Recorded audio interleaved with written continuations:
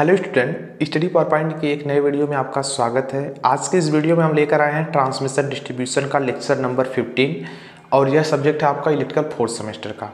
आज की हमारी टॉपिक है इंसुलेटर। गाइस, इलेक्ट्रिकल में इंसुलेटर बहुत ही इंपॉर्टेंट टॉपिक है और आज की इस वीडियो में इंट्रोडक्शन कराएंगे हम इंसुलेटर से। बहुत सारी टॉपिक्स लेकर आए हैं, जैसे इंसुलेटर क्या होता है, कैरेक्टरिस्टिक्स ऑफ आइडियल इंसुलेटर क्या होता है, सिलेक्शन ऑफ इंसुलेटर मेथड क्या होते हैं एंड उसके बाद टाइप्स ऑफ इंसुलेटर क्या होते हैं। इसके अंतर्गत सिर्फ एक आज जानेंगे पिन टाइप इंसुलेटर क्या होते हैं, क्योंकि काफ़ी सारे टाइप्स होते हैं तो उसमें सिर्फ एक जानेंगे, नहीं तो वीडियोस गाइस बहुत लंबी हो जाएगी। तो चलिए देखते हैं।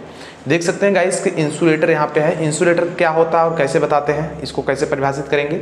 इंसुलेटर क्या होता है, यह एक विशेष या कह सकते हैं यह एक विद्युत रोधी पदार्थ से निर्मित विद्युतीय युक्ति होती है। इसका प्रयोग विद्युत चालकी पदार्थों से करंट के प्रभाव को पृथ्वी तक जाने से रोकना होता है। अगर इसका इस्तेमाल नहीं करेंगे तो आपकी जो सप्लाई जाती है वो सीधे अर्थ में चली जाएगी, ग्राउंड हो जाएगी और आपका कोई भी काम नहीं हो पाएगा। ओवरहेड लाइन में क्रॉस आर्म, ध्यान दीजिएगा, ओवरहेड लाइन में क्रॉस आर्म पर लगे इंसुलेटर का यूज धारावाही चालक से सपोर्ट को अलग करना होता है।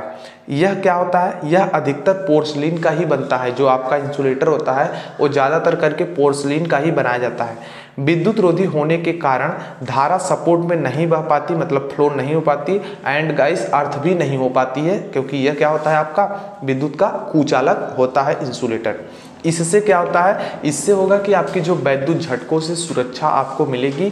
तो कहने का मतलब ये होगा कि यह एक ऐसा पदार्थ होता है जो विद्युत धारा विद्युतीय युक्ति होती है, जो कि आप क्या करता है, आपके जो पोल्स में जाने से करंट को रोकता है, जिससे ग्राउंड ना हो सके। ऑलमोस्ट इसको हम लोग पोर्सलिन का ही बनाते हैं ज़्यादातर करके, क्योंकि ये सस्ता भी हो जाता है और अच्छा भी हो जाता है, जिसे चीनी मिट्टी भी कहते हैं, एक प्रकार से बोल सकते हैं।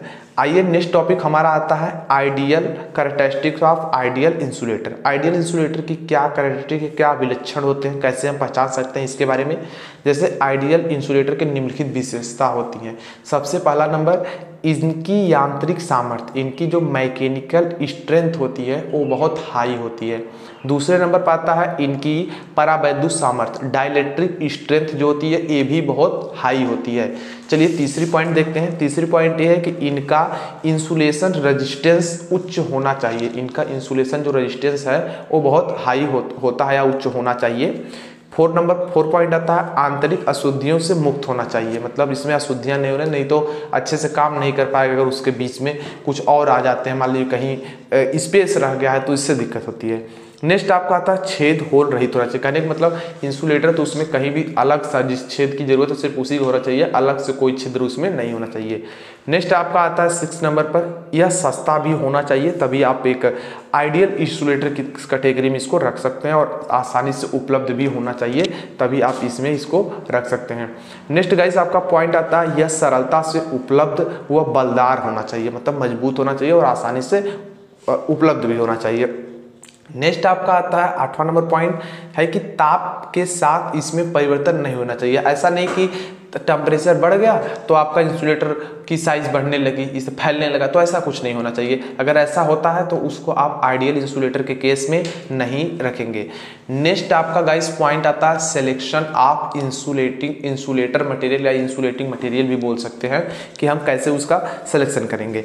तो देखिए, उपर्युक्त गुणों के आधार पर इंसुलेटर के निर्माण में पोर्सिलीन तथा modulated hard glass insulating material का यूज किया जाता है। तो दो तरह के ग्लास, हार्ड ग्लास का उपयोग एंड पोर्सिलीन के उपयोग करके ज़्यादातर के आपके जो इंसुलेटर होते हैं इसी के बनाए जाते हैं। आइए हम लोग देखते हैं टाइप्स ऑफ इंसुलेटर के अंतर्गत कितने प्रकार के आते हैं। जैसे सबसे पहला आपका आता है यहाँ पे pin type insulator, suspension type insulator, string type insulator, cycle type insulator, stay insulator, post insulator, busing insulator. तो काफ़ी इंसुलेटर है, लेकिन आज की इस वीडियो में सिर्फ किसके बारे में बताने वाला हूँ, पिन टाइप। बाकी बचे हुए नेक्स्ट वीडियो लेक्चर में। आइए देखते हैं कि भाई पिन टाइप इंसुलेटर होता क्या है। और देखिए इसमें और भी टाइप्स हैं, special high voltage insulator, long rod suspension insulator होते हैं। तो सबसे पहला क्या है, पिन टाइप इंसुलेटर। इस देखिए pin type insulator very most important है। ईडीडी फर्स्ट में भी पूछा जाता है और आपके टीडीईपी में भी पूछे जाते हैं, और आने के चांसेस भी हैं, एक न एक इंसुलेटर जरूर आएगा।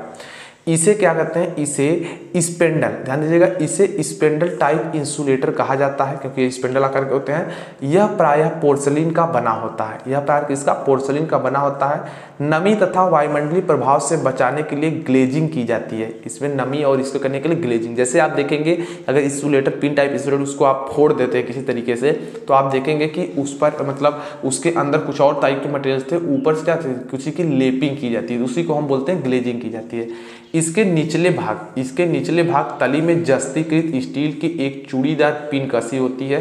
कनेक्ट मतलब जैसे मान लो ये इंसुलेटर है, तो इसमें क्या करेंगे, इधर से पूरा इस तरफ छिद्र रहता है और यहाँ से लेकर के एक नट बोल्ट के फॉर्म में हम इसको कसते हैं इस तरीके से, मतलब ऐसे रहेगा तो ये इंसुलेटर हो गया। तो यहाँ पे चूड़ीदार थ्रेड कटी होती है, इसे थ्रेड को चूड़ी बोलते हैं, तो वो कटी होती है जिससे हम स्क्रू को कस देते हैं, जिसे स्क्रू कट की सहायता से पोल में कस दिया जाता है, क्योंकि ऐसा नहीं करेंगे तो इंसुलेटर नहीं हो पाएंगे, मतलब अच्छे से काम नहीं करेंगे। चलिए हम आपको यहाँ पे डायग्राम की मदद से समझाता हूँ। ये देखिए आपका इंसुलेटर है, इसके बीच में छिद्र करके पूरी तरीके होल रहता है, यहाँ पे नट बोल्ट लगे रहते हैं, और यहाँ पे जब हम इसको कनेक्ट करेंगे, इसमें क्रॉस आर्म में करेंगे, तो यहाँ पे आपका इस तरीके से थ्रेड यहाँ पे कटी, देखिए थ्रेड का दिखाएगा और ये नट है, तो इसमें क्या करेंगे, कस देंगे और इस तरह इंसुलेटर हो जाता है। और यहाँ से हम वायर ले जाना चाहते हैं ऊपर से लगा करके स्टे करके, तो आप ले जा सकते हैं। तो पिन टाइप इंसुलेटर का ये आपका फिगर डायग्राम रहा।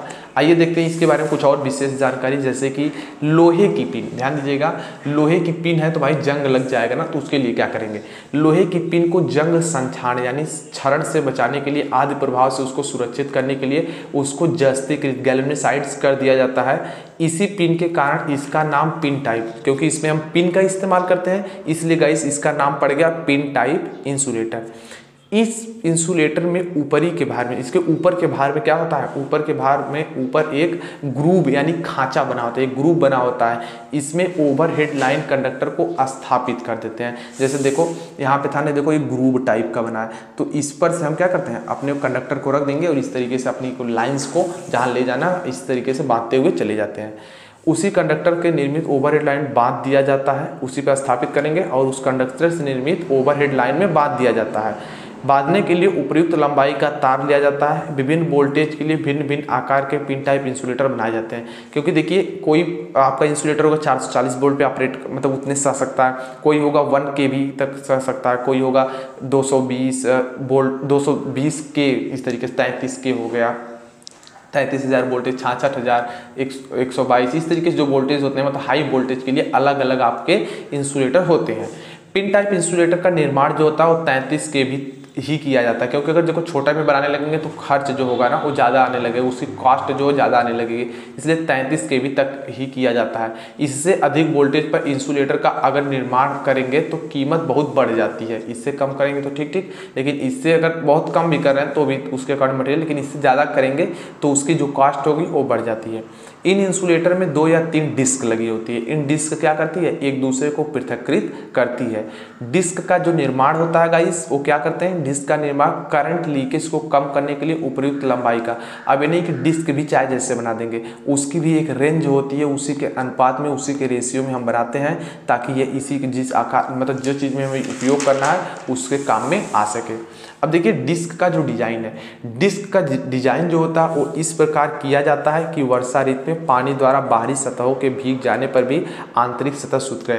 ये नहीं कि भाई हमने डिस्क का जो अंदर छिद्र है उस तरीके हमने डिजाइन कर दिया और बरसात हुई या पानी बरसा तो उसके अंदर रेन हो गया तो उसके अंदर पानी चल जाए, ऐसा नहीं होता। अगर ऐसा हो जाएगा तो क्या होगा, उसके अंदर भाई आपके मतलब आपकी जो यहाँ पे जब चली जाएगी तो नीचे सीधे क्रॉस आर्म से होते हुए पोल में आपके करंट सप्लाई जाने लगे जो कि ग्राउंड हो जाएगी, तो ऐसा होगा तो दिक्कत हो जाएगा। जिस कारण से इसको हम ऐसा कनेक्ट करते हैं, कहते हो कि ऐसा हम इसको बनाते हैं कि यहाँ पे जो डिस्क है वो भीग नहीं पाती, उसके अंदर नमी भी नहीं जा पाती, वो शुष्क ही बनी रहती है। तो ये चीज़ गाइस आपका होता है pin type insulator. So guys इस तरीके से आज के इस वीडियो में insulator and ideal insulator and selection क्या होते हैं एंड उसके टाइप्स के इंसुलेटर के बारे में जाना। सो गाइस आई होप आपको ये वीडियो पसंद आए तो वीडियो को लाइक करें, नए हो तो हमारे यूट्यूब चैनल को सब्सक्राइब कर सकते हैं एंड आपकी कोई क्वेरी है या कोई क्वेश्चन है तो कमेंट बॉक्स में कमेंट कर सकते हैं। Thanks for watching, good bye.